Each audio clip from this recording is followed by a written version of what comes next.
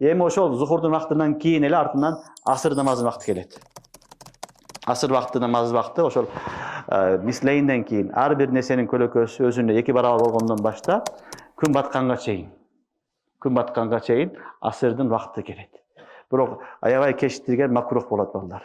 Түшүнүңөрбү? Бул жерде дагы күн баягы саркарып калганга чейин кечиктирген болсо, курупка жакындап калса, анда макрух болот.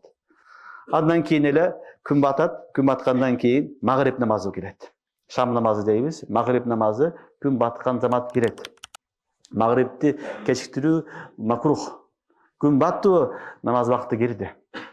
Эми магриб намазынын вакты күн баткандан баштап балдар шафакка чейин. Шафак деген ошол асмандагы кызылдыкты айтылат. Ал-хумра. Шафак, абияз, хумра деп бөлүнөт. Бирок бул жерде биз азыр хумрага токтолобуз. Хумра. Ошол күн батканда баягы батышты карасаңар, батышта эмне болот? Батып аткан жеринде кызылдар болот.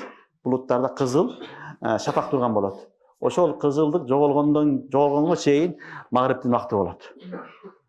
Бул деген сөз ошого чейин вакытты чыгып кетпейт деген сөз.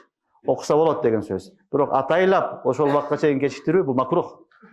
Бирөө сапарда болуп калды, бир себеп менен кечигип калды, окуйм десе, намаздын вакыты бар. Окуса болот. Ошол шафак жоголгонго чейин, кызылдык жоголгонго чейин бул эмненин вакыты экен? Магриб намазынын вакыты.